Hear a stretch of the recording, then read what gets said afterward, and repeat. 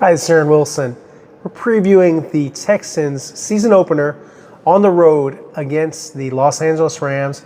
SoFi Stadium. We'll be there, of course, to cover it and break down all the action that happens on the field, the reaction afterward. But first, let's preview this outstanding Week 1 matchup.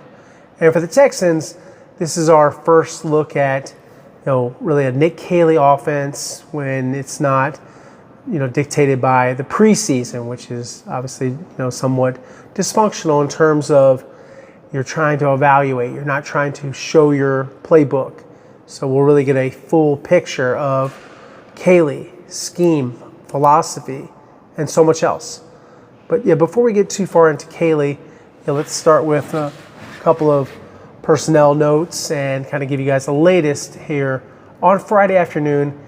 As the team has headed out early, they had a practice inside NRG Stadium, and then very brief locker room. We met with D'Amico Ryans just informally, and then the buses have headed out to the airport, and they will be there early. And the reason why is to get acclimated to the West Coast time difference, Pacific Standard Time. So they'll be out there early. I'll be out there tomorrow morning on the early flight, and then have some videos and digital coverage, of course, at click2houston.com and on television at KPRC2, and of course here at Aaron Wilson Sport on YouTube. So starting with the Texans, and let's go through some of the offensive scenarios, but actually I shouldn't say that. Let's start with injuries. As I reported before, here's the deal. Christian Kirk is out an estimated 1 to 2 weeks with a strained hamstring per sources. Did not practice all week, will not play against the Rams.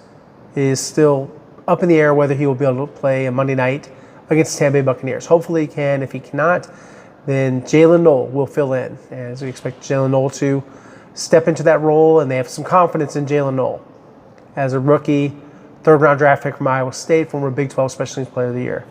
Also will be filling in for Braxton Berrios as the primary punt returner. So they have some other players that can return punts, but he's their best option. He's practiced the most besides Berrios to step into the return role.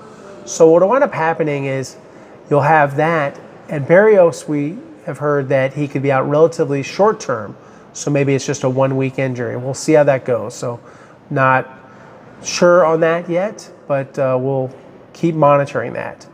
Another thing worth watching is right guard Ed Ingram was added to the injury report with an abdomen injury. He's going to try to go. He was limited on Thursday. We saw him at the Friday practice. I saw him afterward. And he's going to make the trip. He's going to try to go.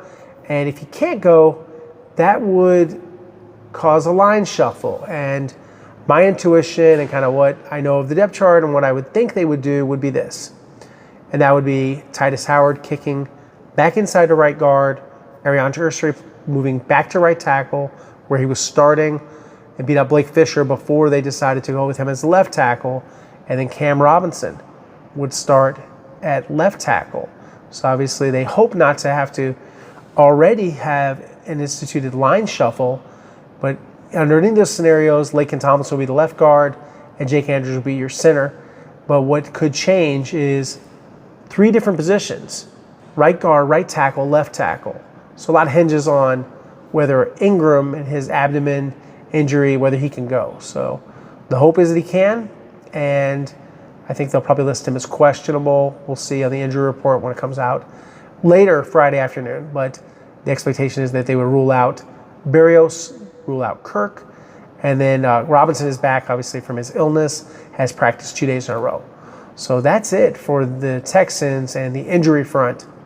And I kind of like to always start with availability. Bill O'Brien used to always say that, and other coaches that I've covered. Availability. The best ability is availability. Also durability and ability itself. So what I expect, from the Texans and the Nick Caley offense, what's great about the Texans offense? Well, we're not sure about the offensive line. We think they're going to possibly go from, pretty bad last year and disjointed and maybe not as well coached to well coached, cohesive, and adding a talented young left tackle in Arion Ursary if he should play left tackle in this game. So you've got Ursary, and he's got a tough matchup. He's got to play against Jared Verse, NFL defense rookie last year that had 74 pressures, missed a ton of potential sacks. He's got to finish. It reminded me of Will Anderson Jr.'s rookie season where he was just wreaking havoc on the backfield, but he wasn't finishing. And now he's a better finisher, obviously, especially now heading into year 3 where he's a bona fide all-around pass rusher with extensive repertoire. Jared Verse has moves for days. He's got a lot of power, a lot of speed. Excuse me. He's got a lot of ability, to close. And he's one of these guys that is very special as a pass rusher, and that will dictate a lot in terms of the matchup. Might mean more quick game.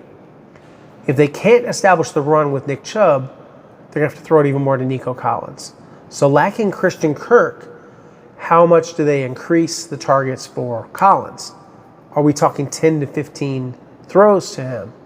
I don't think that's out of the question at all, that C.J. Stroud might target Nico that often. So Jaden Higgins, of course, from the receiving core will be heavily involved. And then increased usage of Jalen Noel, the aforementioned slot, and Xavier Hutchinson, and a little more for Justin Watson. So I would expect all the receivers that travel to be up.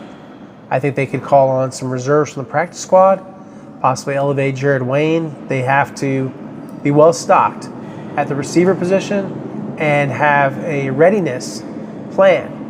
Another thing that could happen is Harrison Bryant, the tight end, that they could have him up instead of Jakob Johnson, because I think they're going to have British Brooks up, and they can save that spot by having Brooks special teams and in case they want to use any fullback action. I know Jakob is the primary fullback, but he is on the practice squad, and British is on the 53 and one of their best in kickoff coverage. So that kind of covers a lot of the personnel and some of the usage that I wanted to get into. And so we'll talk a little more about the matchups and kind of what faces and the strategy, what faces the Texans, that is. So looking at some of the key matchups, and I kind of want to start with on defense. For Derek Stingley Jr., some Devontae Adams, some Puka Nacua. So these are two of the best. And the Rams usually move Adams around formations, but they didn't show much in the preseason. Matthew Stafford had a back injury. They say he's good to go. I think they're going to protect him. I think there's going to be some quick passes to Adams and to Puka Nacua. Maybe some to tight end Tyler Higbee. But Adams is a great route runner, outstanding technique, one of the best route runners to play in the NFL in the past couple decades. Stingley, recovery speed, instincts, catches it like a wide receiver. This is a case of really good on good or great on great of those guys. And then we've seen a lot of ability from Kamari Lassiter in a matchup, and I think that we can see him on Puka Nacua a lot, and we'll see how they line up. They'll try to get to the nickel. They'll try to match up sometimes with Jalen Petrie, and expect C.J. Gardner-Johnson, who is active and ready to go, not on the injury report, made a full recovery from a knee injury. Good for him. It's a real ace up the Texans' sleeve to have a ball-hawking, instinctive presence like him. 6 interceptions last year, and between him and Kalen Bullock, another ball hawk, 11 combined interceptions by those two players, and now they're teammates. So another defensive matchup for the Texans. Will Anderson Jr. against Alaric Jackson. Tough first game back for Alaric from the blood clots that he dealt with. And this is a massive test against one of the best young pass rushers in the game in Will Anderson. And Will normally would line up against him. And then we'll see, how does Alaric hold up? They feel like he's worked hard through a difficult health situation, and he's going to have to go toe-to-toe with Anderson and Danielle Hunter, one of the best. And if you guys didn't get a chance to, please check out my video and my feature on Danielle and his passion for fashion. Someone that really wants to play well, he wants to look good, play good, sharp, be professional. He says, he approaches the game like a business, and he definitely approaches his fashion like a business. He has some great suits from Tom Marchitelli from the Gentleman's Playbook out of Hoboken, New Jersey, and he dresses everybody from Dak Prescott to Travis Kelce to Joe Burrow to really a lot of the sharp guys. Chris Jones, Stone Cold, has a bunch of the Major League Baseball All-Stars, NHL, NBA, you name it. But this guy made this Joe Burrow Super Bowl suit, and he is designed for Will Anderson Jr., Daniil Hunter, Derek Barnett. Not sure if you guys care about this. Something I'm interested in. I like to wear suits too. I cannot afford the custom designs that Tom Marchitelli does, but we're talking about $3,000 to $3,500 a suit. But these guys are in a different pay bracket than me as a honest reporter. But I digress. Sorry, I just wanted to plug the Daniil feature a little bit. Please check it out. It's a little bit of a different story than what I normally do. Obviously, you guys expect a lot of personnel, injury updates, and of course, I'm going to give you all that. But sometimes we can add a little flavor. We can have a little bit of fun. Not everybody thinks of me as fun. I promise I am. I have, some things I like to get into. Just get to know the players. So whatever their, interests might be, like Cade Stover in farming, or Steve Nelson when he was here in farming, and just different things that players may be interested in, or maybe their personal struggles, like we talked to Ariante Ursary, and overcoming homelessness as a youth, and some other players have experienced that too, like Darrell Taylor. But those are valid stories too, and obviously as fans, I encourage you to, take an interest in these guys off the field, not just, obviously the most important thing to you is how they play, and that's why people care. But, if you're a fan of the team, maybe you're a fan of what these guys are about away from football too. So anyway, other matchups, Nico Collins on offense against Kobe Durant. Ahkello Witherspoon, probably a better matchup, but he's not super healthy. So the Rams, because of length and speed, they may have to put Durant on him. And he's bigger than Darius Williams, who's a very undersized guy. And this might be a mismatch. And maybe they will feed Nico Collins the football. And I can see that happening. So Durant's definitely fast, but he's not the biggest corner. He played big. I think this is a tough one. Pivotal matchup. And of course, they're going to go to Nico a ton without Christian Kirk. We kind of got into a little bit about what will happen if it's Jared Verse against Ariante Ursary. It makes me think back to another game that happened. One sec, guys, we'll pause. Yeah, everybody's going to talk about who they're going to be, but I think when you go out there on Sunday, that's really like the first opportunity to put it on tape. So it's just repping our style and, that mentality of Swarm is just really putting it on tape and putting it all together, playing together. How great can this defense be, and if so, why do you feel that way? Yeah, man, we can really be a top defense in this league, man. We have all the pieces. To me, I think from the front to the middle to the back end, man, everybody just playing together, flying around, swarming, having fun, man. And I think the biggest thing is just how much better can we continue to execute and be detailed on our jobs with precision.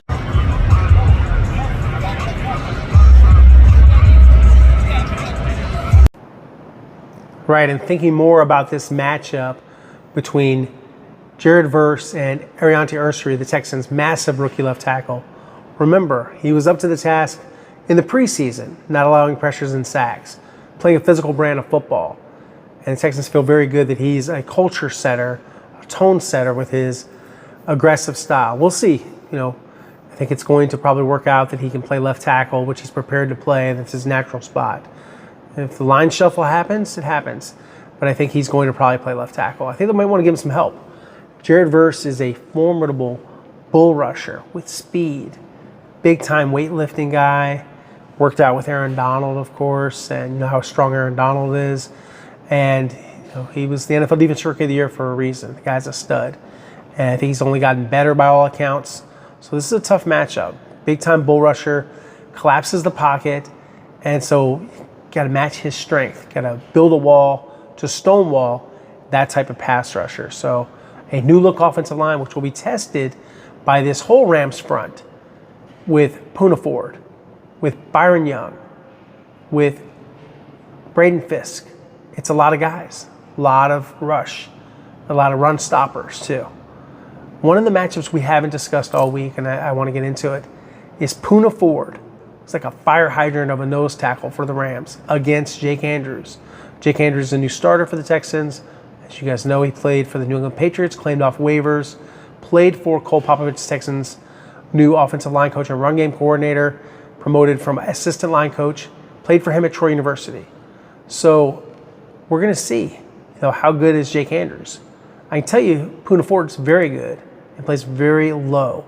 It's about low man wins. He's got great pad level, and he plays with a real low center of gravity, a lot of strength. He's tough guy. He's very successful for the Seahawks, former University of Texas standout, and he's just been good wherever he's gone, and he is a great run stopper, much better pass rusher than Bobby Brown III, their nose tackle last year. If he gets interior penetration right away against C.J. Stroud, the Texans offense will have problems running. And then one of the other things we'll be watching closely, I still wonder about Matthew Stafford and his back, and if he is capable of taking the hits. Wasn't really doing much in the preseason, and I can tell you, if they try some long developing pass plays, Alaric Jackson, these guys, Rob Havenstein, they're not going to be able to stop the combination, this formidable tandem of Will Anderson Jr. and Danielle Hunter. So a very, very interesting matchup. And, I want to talk a little more about some of the Rams personnel on offense. We've talked about the receivers. Puka Nacua just catches a lot of footballs, very reliable. Devontae Adams, pretty dynamic and also a good route runner too. And they have some speed with Tutu Atwell, so you got to watch out for him. He's a deep threat. And then their offensive line, is somewhat nondescript, but there's some players. Alaric Jackson, they gave him that contract for a reason. He earned that deal, but he could be rusty because of the blood clots issue that he dealt with. And thankfully for him and the Rams, he is back and can play football again. That was a scary situation. Their left guard is very stout. Steve Avila, formerly of TCU, and he's one of the better young guards in the NFL. I like Kevin Dotson, their right guard. He's pretty good too.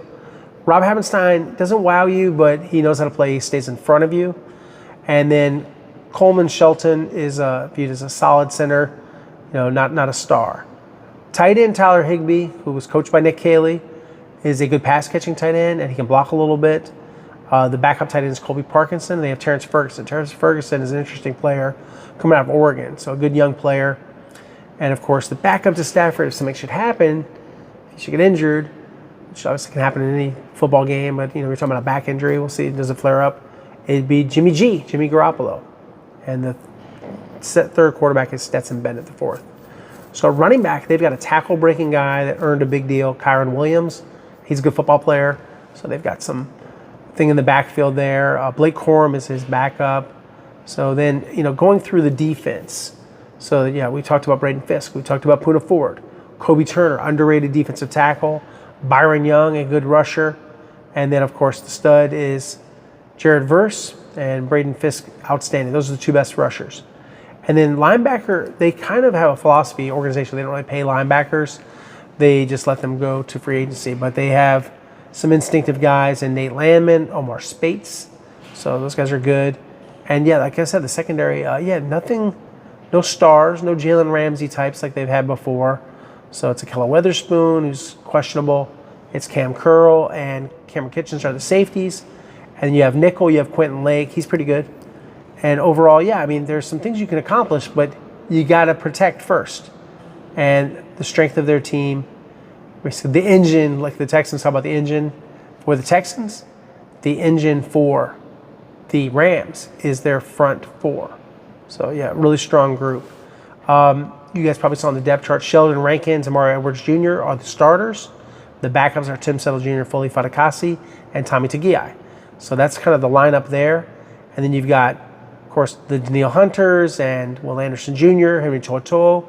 There could be some three linebacker sets with Christian Harris. So we'll see how that all winds up. And then, of course, just a really loaded secondary, headlined by Derek Stingley Jr. and, of course, Kamari Lassiter and Kalen Bullock and nickel Jalen Petrie. And then you have C.J. Gardner-Johnson back. This is going to be a cool matchup. I can't wait to cover this game.